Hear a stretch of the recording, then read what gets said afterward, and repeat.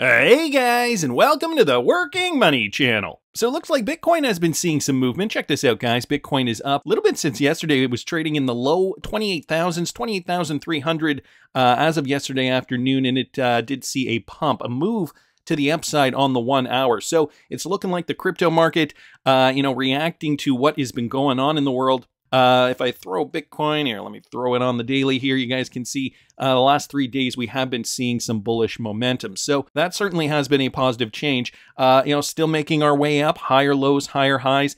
We still need to crack that $31,000 mark. It's around $30,987 per coin. Let me bring up XRP here. XRP unfortunately has not been, moving at the same pace as Bitcoin. XRP right now trading at about 46 cents, 46.1. Trading on low volume, but it is to be expected. I found this in the last bull run too. There are some times where XRP moves with Bitcoin in conjunction. There are other times where XRP moves on its own, and, some cases we just don't know what the heck is going on there. And then other times Bitcoin tends to lead the market, and, certain cryptocurrencies will follow it. But, then other coins like XRP and XLM, for example, generally won't follow at the same rate. So we've got XLM here too, still just kind of trading flat here, similar to the XRP chart. So, compare that to Bitcoin again. Bitcoin is up a bit, positive for the overall market, but, we still definitely have a long ways to go to even see new highs for Bitcoin. I think once we do see a new localized high for Bitcoin, so basically getting up above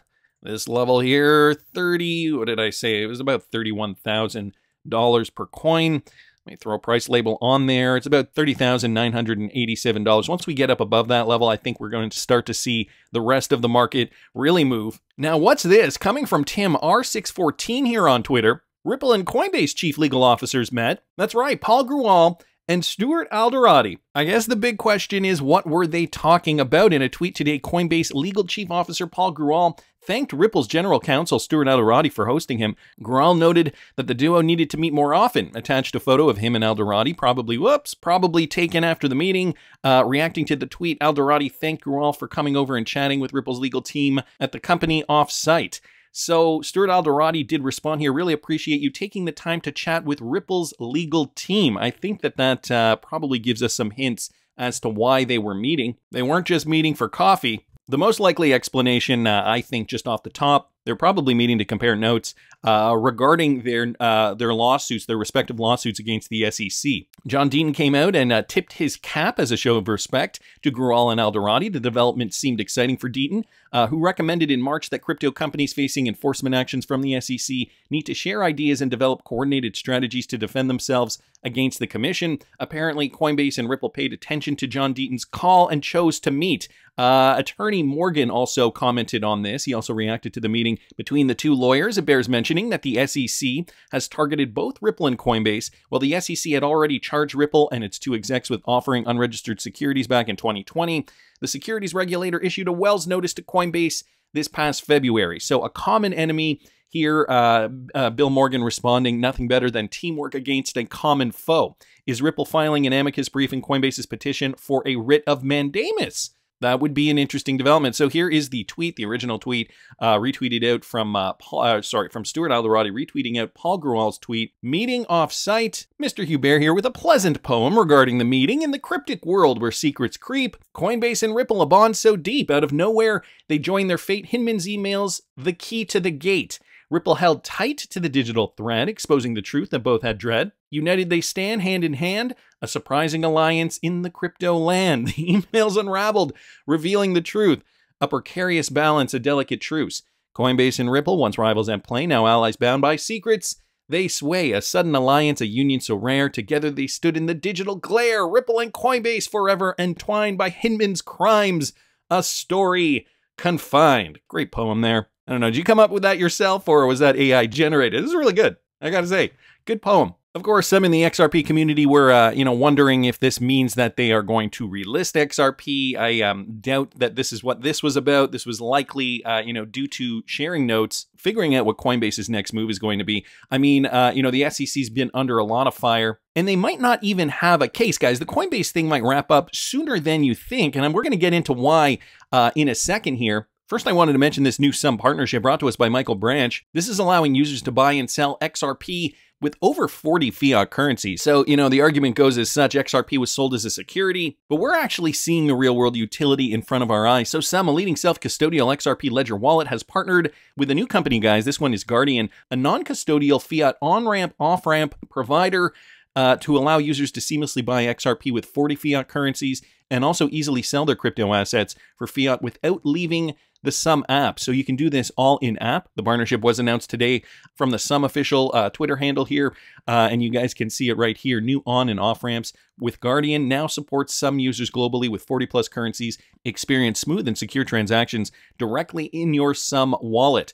So new fiat on-ramps, some of the currencies that are included are the US dollar, the euro, Great British pound, TRY, ZAR, the KRW, the INR, the Indian rupee, and the Australian dollar, among numerous others, so that is only just a handful. The integration with Guardian allows some users to purchase XRP without worrying about the security of their assets outside the ecosystem, as they can make these purchases without even leaving the Sum app. Now, my question is, I wonder which countries this is open to. If it is only in the United States, or does this expand worldwide? So this is just for Stably. I don't know if there is a connection here to Stably or not. All right, this just continues by saying that Sum is partnered with other companies. We knew about the Stably partnership and Banksa. So this is supported in different countries. Stably supports users in the US only. Banksa supports several different countries in different continents. It does allow users to sell XRP for fiat. So, it's going to be different depending on the country you're from, obviously. I don't know, put it down in the comments section if you guys do have more information on the Guardian partnership specifically. Anyway, wanted to thank Michael for posting that. Wrath of Kahneman bringing this to our attention, guys. UK-based merchant banking company GreenGage has announced the launch of its new e-money service. And get this, their e-money service uses Ripple Partner Modular. So more adoption here. They've launched e-money account services facilitating payments in British pounds, sterlings, and euros. This new offering from the UK digital merchant banking firm is designed for small to medium-sized businesses, high net worth individuals, and digital asset firms. Here's a quote, guys. "We are delighted to launch our core e-money account service, which provides a compelling proposition for innovative companies who struggle to find accounts or appropriate support from traditional banking services." So this is coming from the CEO, Sean Kiernan. GreenGage's goal is to consistently be the best in class, and we have exciting plans to add more advanced technology solutions for entrepreneurs and small to medium-sized businesses. So, again, another great opportunity. And I feel like, the niche here is the small to medium-sized business. These are the companies that really need this technology most. DLT running on RippleNet, leveraging, on-demand liquidity in some cases, leveraging XRP, being able to perform these transactions without having to rely on the Nostro and Vostros of the big banks.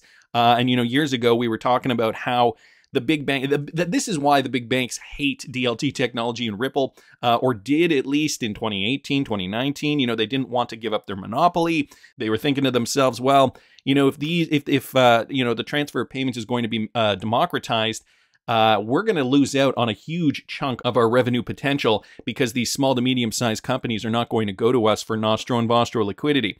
So, this is why we're seeing these mid-sized, companies that we may not have heard of, or maybe more or less popular in different countries. This is where the sweet spot is for Ripple. And, this is why we're continuing to see these types of partnerships really kind of expand. So great news here. Wanted to thank the Wrath of Kahneman for bringing that to our attention. The crypto ecosystem is expanding. We're hearing about more development on the Algorand blockchain as well. This one has to do with a partnership with Book.io, coming from Mr. Man here on Twitter. So Book.io to release Brave New World as an NFT ebook on the Algorand blockchain. So more use cases, different types of use cases, and this is from a couple of weeks ago. However, the Algorand Foundation is focused on growing the ecosystem for the world's most advanced Layer 1 blockchain. They're teaming up to bring 10,000 ebooks, including Brave New World. So that's a classic. That's a very popular one. A limited supply of 10,000 ebooks will be distributed via vouchers with free redemption codes to attendees of Consensus 2023. So that just occurred a week ago. Here's a quote. "Algorand is a partner who shares our ethos.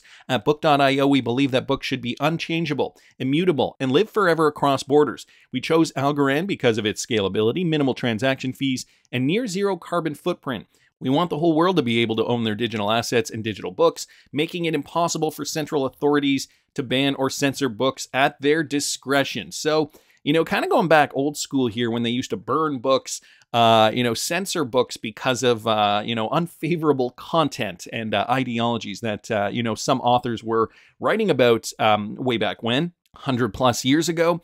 And so, the NFT book is an interesting concept because, you think of it as, you can put anything online and you can cut and paste it and you can kind of just make infinite copies of text.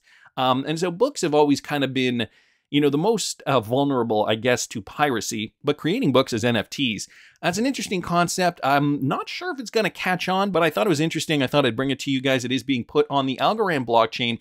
As you know, Algorand is one of those coins that I'm really interested in for, similar reasons why I'm interested in XRP. A lot of developing use cases, multi-vertical use cases. They're not just focused on solving one problem, not a one-hit wonder. So, very, very promising future for this particular blockchain. Wanted to thank Mr. Mann for posting that. Another one, too, I've been talking about more and more on this channel, VeChain. They're securing a partnership with 2 million companies, and they're launching a $1 billion NFT collection. This one from the Cryptic Poet here on Twitter. So VeChain's been making big moves while steering adoption for real-world use cases and applications. In the latest development, VeChain has become a silver member of the GS1 US Solution Partner Program. As per the details, more than 2 million companies across the world harness the power of GS1 standards in order to manage their supply chains. Okay, the GS1 US Solution Partnership is a consortium of member organizations that serve as reliable strategic associates. These partners provide various services, including hardware and software solutions, business intelligence, and database applications. Besides, they also assist the community members in implementing GS1 standards swiftly and effectively to their fullest potential. And now VeChain, guys, they have officially become a silver member of the GS1 US Solutions Program. As tweeted out here by James Urquhart, US welcomes VeChain and Multicolor Corporation as silver members of the GS1 US Solution Partner Program. So it's looking as though VeChain is looking to merge into the United States, perhaps working with more American companies. We know traditionally they have been, really focused on China. There's a big market over there in China. So, they've partnered with a lot of companies like Walmart, McDonald's, BMW, which I know is not American, but, the Chinese branches of those companies. So, I'm not sure if this is going to mean more implementation of the VeChain blockchain in the US, but they are now a silver member, and it's looking as though their future is brightening, as with a lot of these cryptocurrency companies. So I wanted to thank the Cryptic Poet just for pointing that out. And so going back to Paul Grewal and Stuart Alderoty, two men on a mission to fight the SEC, trying to open up the regulatory clarity in the US, fighting their respective legal crypto fights. Now, this coming on the heels of Meta Lawman posting this: if the SEC follows through on its threat to sue Coinbase, I believe the SEC will lose. The SEC's case has a fatal flaw. I don't know if you guys remember this from back in 2021.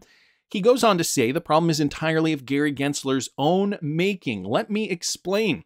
After he was confirmed to his post as chairman of the SEC, Gensler testified to Congress on May the 6th, 2021. The SEC does not have authority from Congress to regulate crypto exchanges. Here's what Gary Gensler said back in 2021, May of 2021. So this was 2 years ago. Listen to this. I do think that working with Congress, and I think it's only Congress that could really address it, it'd be good to consider, if you would ask my thoughts, to consider whether to bring greater investor protection to the crypto exchanges. And I think if that were to be the case, because right now the exchanges trading in these crypto assets do not have a regulatory framework, either at the SEC or our sister agency, the Commodity Futures Trading Commission, that could instill greater confidence. Right now, there's not a market regulator around these crypto exchanges, and thus there's really not protection against fraud or manipulation or a conflict. So to hear that, it was right at the beginning. He talks about how the SEC does not have authority, but Congress has authority to regulate crypto exchanges. Fast forward a couple of years, and all of a sudden, Gary Gensler is deciding to sue Coinbase, a cryptocurrency exchange. Now, it could be based on the reasons they chose to sue Coinbase. Meta Lawman continues, the problem for the SEC is, of course, that Gensler's testimony was entirely correct. Which agency may be given authority to regulate crypto exchanges is a major question that can only be answered by Congress. The SEC can't simply wish its own legal authority into existence. If the SEC follows through on its threat to sue Coinbase, the Coinbase legal team will surely zero in on the communications within the SEC leading up to Gensler's May 2021 testimony. All testimony of an SEC chairman is thoroughly vetted internally before they testify. So there will be emails, meetings, notes, memos, text messages, chats, and deposition testimony showing that there was a consensus within the SEC that it lacked legal authority from Congress to regulate crypto exchanges. How do I know this? Because no chairman in their right mind would testify before Congress that the SEC does not have authority to do something unless they were absolutely sure that there was no legal basis at all to claim that authority. So if they sue Coinbase, the SEC's lawyers will have an unenviable task of trying to explain away their own chairman's testimony to Congress and all the documents and discussions that preceded it internally within the SEC. It is a highly embarrassing prospect for the SEC. So guys, could they go down? Even more damaging will be all the discovery Coinbase will conduct around Gensler's decision to pull a 180 and suddenly claim that the SEC does have authority to regulate crypto exchanges in the absence of any congressional authorization. Sound familiar? The back and forth, the backpedaling, the back and forth, the flip-flopping, that's the word I'm looking for, the flip-flopping, similar to what they did in the Ripple XRP case. So, could it be that maybe these two have picked up on something and now they're sharing notes? Bill Morgan here also commenting, while I follow the argument, the SEC will fight the disclosure of such documents as long and hard as they fought disclosure of the Hinman documents in the Ripple matter, which 2.5 years later the public still have not seen, and which the judge considers are relevant only for cross-examination purposes. Coinbase would need to overcome all the privilege objections Ripple overcame on the different specific facts in that case. The other thing I wanted to bring up too was this that just came out yesterday, okay, from CoinDesk. US SEC changes its mind officially on labeling digital assets. So it's looking as though the SEC is flip-flopping not only in court, but even as they're starting to formulate drafted law, okay? They were about to define digital asset, but deleted it in the final version of the rule, reversing a move that might have started formalizing crypto's role. So are they getting cold feet? Are they realizing, this is not fitting our narrative now, so maybe we should really be careful and not commit to writing up the regs in this direction? The SEC took one small step backwards in regulating the crypto sector on Wednesday, just yesterday, when it erased what would have been its first formal definition of digital asset from its latest hedge fund rule.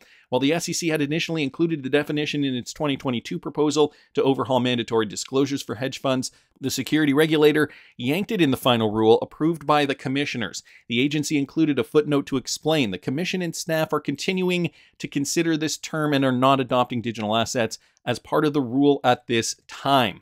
So it looks as though they need more time to decide, okay, how are we going to try to screw them next? The agency is certainly continuing to consider crypto matters, which have taken an outsized role in both its enforcement action and its ongoing rule proposals, despite its decision to walk back on this one. Last month, the regulator did virtually the opposite by reopening a previous proposed rule, redefining the term exchange. So notice this, guys, they had to redefine the term exchange, and maybe they realized what Gary Gensler had said, what Meta Lawman described here, that, every SEC commissioner's, testimony will have to be vetted before he does testify, before he goes under oath, before, there's discovery. So they did change the term exchange and explicitly added decentralized finance to it. So not sure if that's going to have any implication on what Gensler said in May of 2021. That revision, which drew sharp criticism from the industry and from 2 of the 5 SEC commissioners, is one of several more recent policy moves meant to clearly ensnare crypto into existing rules. So you can see where they're going with this, guys. I will link this in the description if you want to read further. So has Gary Gensler trapped himself? Has he now committed to what he said back in May 2021? And what were these two discussing yesterday? Sharing notes, perhaps? Is the SEC's argument falling apart? Guys, I guess we're just gonna have to wait and see. That's just my opinion, but I want to hear what you guys think. Please subscribe to the channel if you haven't already. Like the video if you like the content I'm providing. I always love hearing your comments. See you in the next one, guys.